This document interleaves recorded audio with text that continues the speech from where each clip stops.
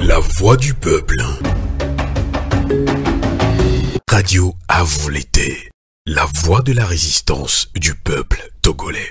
Vincent Bolloré corrupteur, Faure Gnassingbé le corrompu. La justice togolaise et le peuple togolais vont-ils laisser un président corrompu diriger le pays?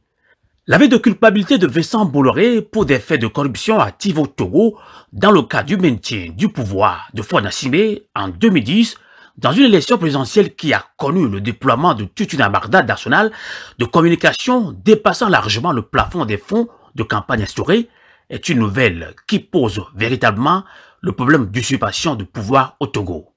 Il s'agit d'une affaire qui certifie et concède à Vincent Bolloré le statut de corrupteur, faisant d'office de Faure Gnassingbé un corrompu. En témoigne la déclaration à l'affirmative de Jacques Dupuy-Doby en enfonçant le clou qui confirme que l'ancien président français Nicolas Sarkozy a aidé Vincent Bolloré à gagner des marchés de conception portuaire en Afrique, notamment en Guinée-Conakry et au Togo.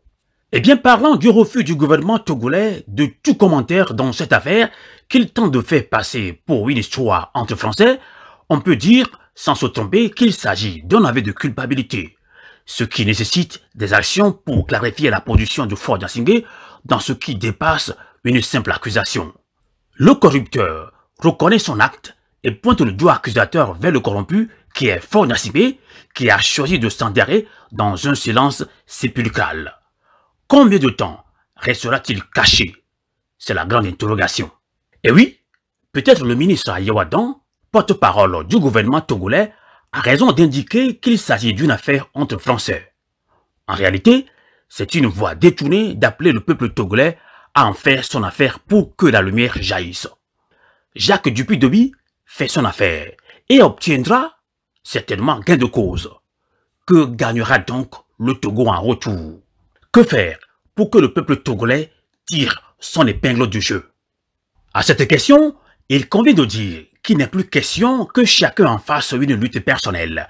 Il faut tout simplement, pour une fois, en faire un sujet d'intérêt national et commun comme il l'est déjà, pour développer des stratégies communes qui vont permettre de clarifier la situation, situer les responsabilités et rétablir la vérité avec toutes ses conséquences. Surtout que la justice française parle d'atteinte à la souveraineté de l'État togolais, la balle est dégagée vers le camp du Togo, il faut juste la capter et l'orienter dans une direction qui permettra au peuple togolais de s'en sortir gagnant. Hommes politiques, responsables des organisations de la société civile, responsables de centrales syndicales et syndicats, associations et mouvements de la diaspora togolaise, hommes de médias, citoyennes et citoyens, il est temps de taire nos divergences. Il est temps de se mettre en un seul rang face à ce service sur un plateau d'or pour que les intérêts de notre pays, le Togo, et de notre peuple soient défendus. Nous ne cesserons jamais de le répéter plusieurs fois. C'était citation de feu Thomas Sankara, le Burkinabé, qui disait « L'esclave qui n'est pas capable d'assumer sa révolte ne mérite pas que l'on s'apitoie sur son sort. Cet esclave répondra seul de son malheur s'il se fait des illusions sur la condescendance d'un maître suspect qui prétend l'affranchir. Seule la lutte libère. Novio avulete. Kukule tetinta. La voix du peuple.